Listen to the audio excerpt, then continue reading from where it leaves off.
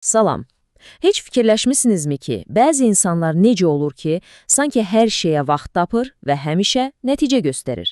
Digərləri isə başını qaşmağa vaxt tapmasa da elə bil yerində sayır. Bax, bugün biz bu sualın cavabını idarə etmə dünyasının əfsanəsi Peter Drucker'in Effektiv Rəhbər kitabında axtaracağıq və bilin ki, bu söhbət təkcə böyük menejerlər üçün deyil. Yox, bu öz işində, öz həyatında real fərq yaratmaq istəyən hər birimiz üçündür. Elə isə gəlin lap təməldən başlayaq. Bir insanı işində həqiqətən də effektiv edən nədir? Yəni, o sirri formul nədir? Bəlkə xarizmadır, ya da yüksək IQ, yoxsa anadan gəlmə liderlik qabiliyyəti. Druckerə görə isə cavab bunların heç biri deyil. Və çox güman ki, bizim də bu barədəki təsəvvürlərimiz biraz yanlışdır. Drucker bu mifi, bu əfsanəni elə kitabın ilk səhifələrindəcə darmadağın edir. O deyir ki, effektivlik anadan gəlmə gələn bir istedad deyil, heç dahiliklə də bir əlaqəsi yoxdur. Düşünsəniz, ətrafımızda bunun canlı sübutlarını hər gün görürük, elə deyilmi? İnanılmaz dərəcədə zəkalı, amma heç bir real nəticə göstərə bilməyən insanlar. Yaxşı, bəs nədir? Və kitabın əsas ideyası, əsas mesajı məhz budur. Effektivlik bir intizamdır. Yəni, hər kəsin öyrənib, təkrarlayıb, mənimsəyə biləcəyi bir sıra konkret vərdişlər toplusudur. Məsələ sizin kim olduğunuzda deyil, sizin nə etdiyinizdədir.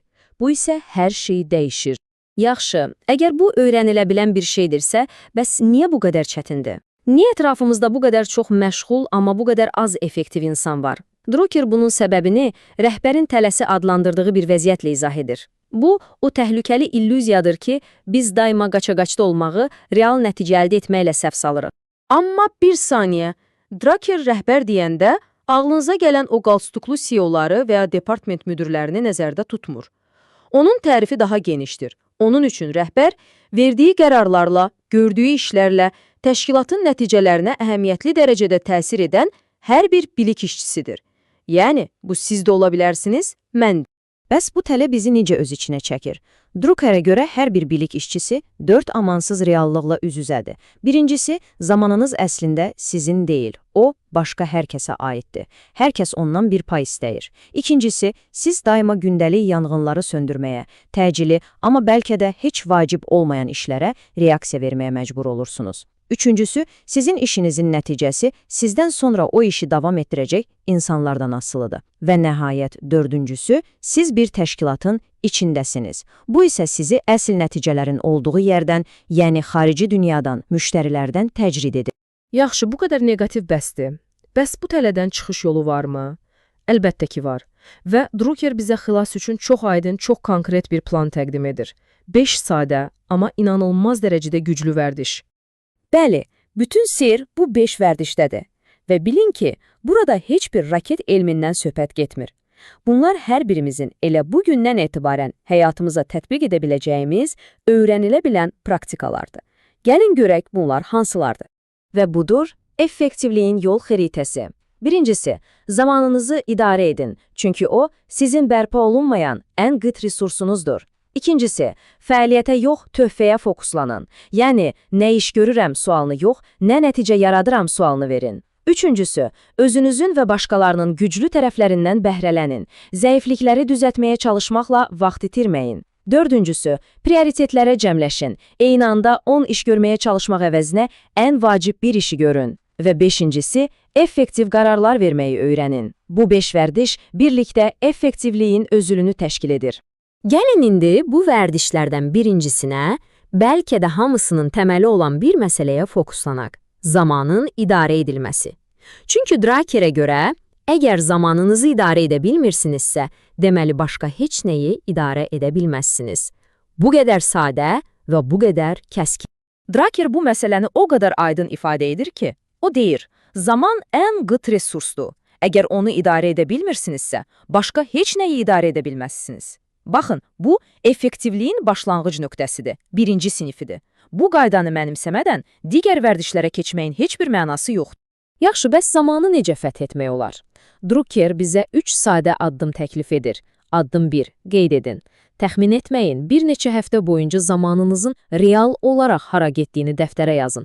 Nəticələr, inanın, sizi şoka sala bilər. Addım 2. İdarə edin.